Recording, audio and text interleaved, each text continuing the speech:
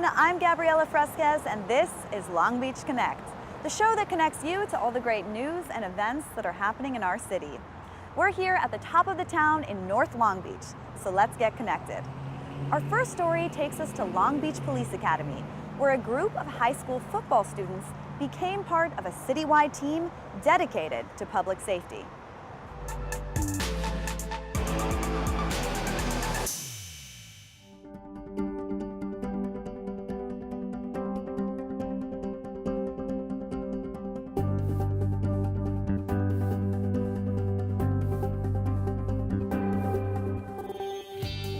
I was able to step inside a police officer's shoes and understand how they have to react in order to keep themselves safe and people around them safe, and it was a really good experience.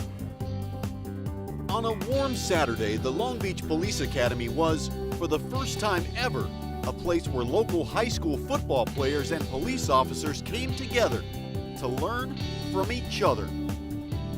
The issue or the questions get raised about police brutality or interactions between youth and police. And we thought, what a great way to get kids out to our training environment and show them who we are, what we do, and why.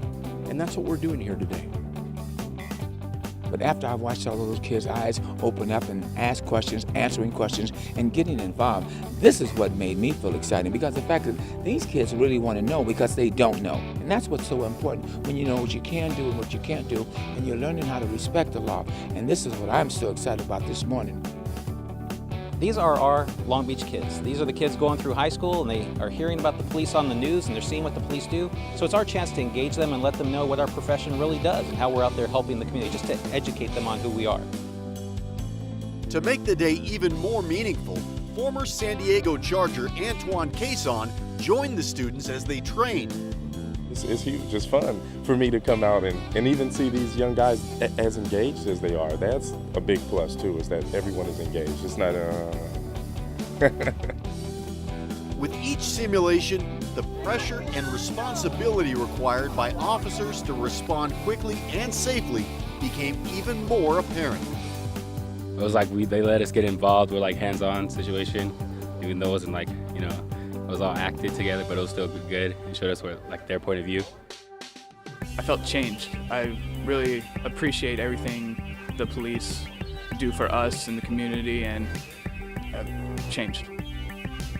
Coming in, I already had respect for police officers and everything that they do. And going through the simulations, the drills, and everything just made me put it into perspective on how it really goes down. And I even have more respect for them coming out of this thing today. Building partnerships, developing understanding, and definitely making Long Beach a stronger community is what this Community Police Academy is all about.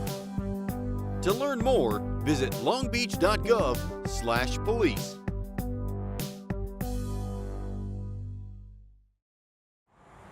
The kids in this next story may be too young for the gridiron, but they are definitely ready for the zip line.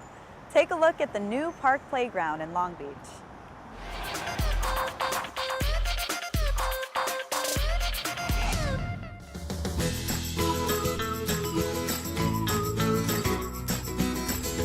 And as you can probably see, we have what is now one of the best playgrounds in the entire city right behind us here at Los Cerritos. Long Beach Mayor Dr. Robert Garcia, along with other city officials, came together with residents to celebrate the grand opening of a new playground at Los Cerritos Park, which was funded by Measure A. Projects like these do not happen overnight, do not happen with a lot of sacrifice, and it happened because the voters decided that Measure A is a great way to solve our infrastructure projects. This has always been a focal point of the park. It's always been a playground here. But today we have a playground with so many new amenities. There's about $1 million investment in this new playground. As you can see, we're on a slopey area in this park, and so there was a lot of work done for site improvements, new ADA accessibility, rubberized surfaces, sand, the shade structure, and Long Beach's first zip line. So this is a signature playground, so it's a destination playground. I believe a lot of people will come. As you can see, this is the first day we opened it and it's packed. Los Cerritos is the first playground in Long Beach with a zip line and hillside slides. And the treehouse theme of the 2 new play structures are a natural fit for this wooded park. And I really like the fact that they have playgrounds for different ages. So, my daughter being only 1, I don't want her in the same area where there's, 13-year-olds. So I really like the fact that they have it separated to keep the younger kids a little safer. When you look at the work of a public servant, there's no greater feeling than to be able to put a smile on the face of a child. The Los Cerritos Playground is the second of the 6 Measure A funded playground upgrades, with new playgrounds at Drake, Jenny Rivera, Veterans, and Whaley Park scheduled to open later this year. For more information on how your Measure A funds are improving our city, visit longbeach.gov/Measure A. In this next story, we take you inside one of the operations that is a driving success for our city.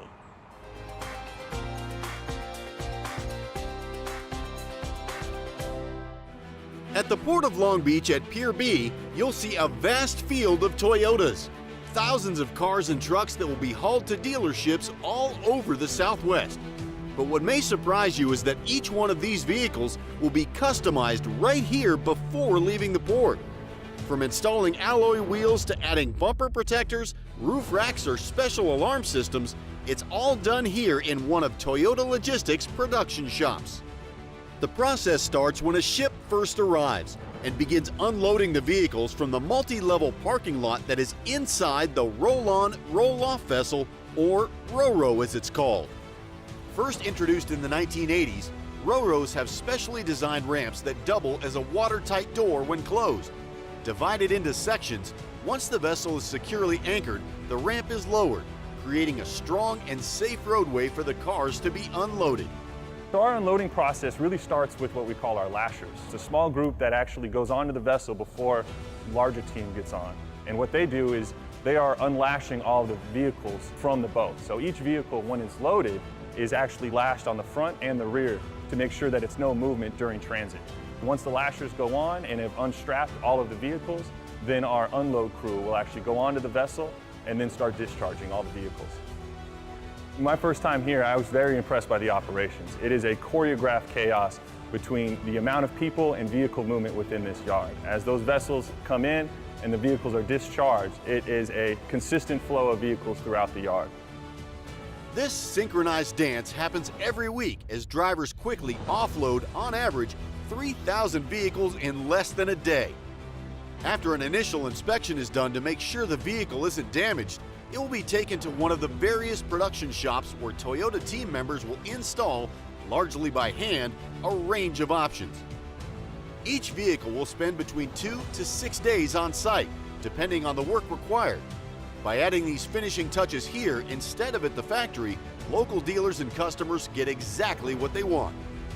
Nearly every Toyota, Lexus, and Scion built in Japan and destined for sale in the Southwest passes through this facility. And with over 200,000 vehicles customized here each year, Toyota Logistics is one busy place. Along with goods movement at the port, Long Beach is a popular tourist destination. So that Long Beach can better accommodate its visitors and its residents, the city is drafting a new short-term rental ordinance. Here's the latest updates on the process and all the details so you can make your voice heard.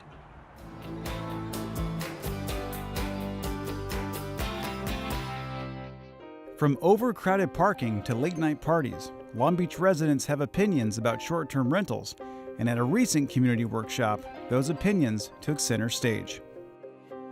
This is our second community meeting to talk about short-term rentals. At the first community meeting, we got a lot of feedback, and so today we're going to review some of that feedback and then have folks give it kind of like thumbs up, thumbs down, I agree, don't agree. The responses range from quality of life complaints, like increased noise and litter, to concerns about even further reducing the already limited housing stock in Long Beach.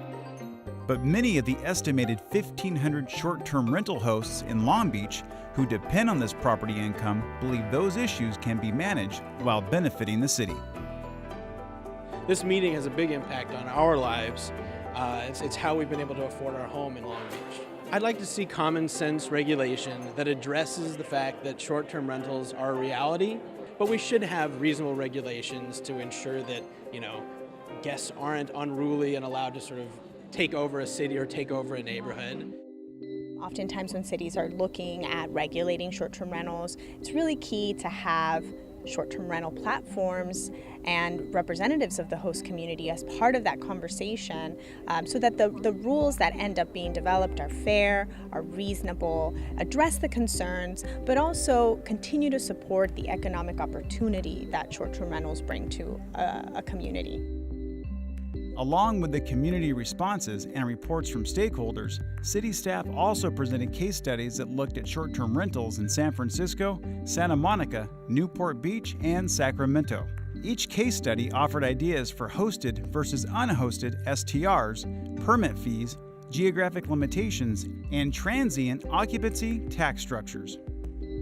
It's really important that we hear from every potential corner of the community, anybody that might be affected by this potential ordinance. I think we feel that the feedback we've gotten so far has been extremely positive and will be helpful in kind of framing how far the ordinance should go to regulate these types of uses.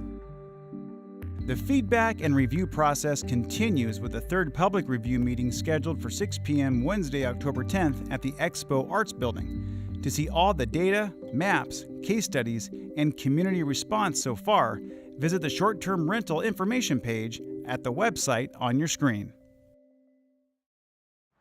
Another way our community can engage with the city is through neighborhood leadership. What does that mean and how can you get involved? Well, check out this next video to learn more.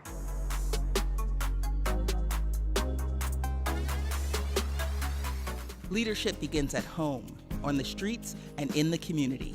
And on Saturday, August 11th, the Long Beach Housing and Neighborhood Services Bureau proudly introduced a new class of leaders, the Neighborhood Leadership Program graduating class of 2018.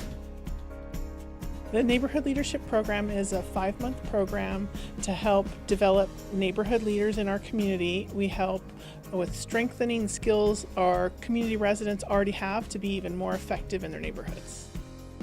We work with the participants and they learn about communication, effective leadership, they learn grant writing, public speaking, and community project organizing. Since its founding in 1992, the Long Beach Neighborhood Leadership Program has produced over 700 graduates, and many of these alumni continue their involvement and contributions to their communities. I think the more people that are active and the more neighborhoods that are activated, it creates such a fellowship and a community feel. Everybody comes together and everyone has resources and support. The Neighborhood Leadership Program has proven so successful that Long Beach's sister city, Yokkaichi, Japan, has replicated the program for their citizens. And in a show of support, Yokkaichi Mayor Tomohiro Mori attended this year's Long Beach graduation ceremony. To learn more about the Long Beach Neighborhood Leadership Program, log on to lbds.info or call 562-570-1010. There are always great things happening all over our city. While this show, Long Beach Connect, is one way to stay informed, there are also many, many more.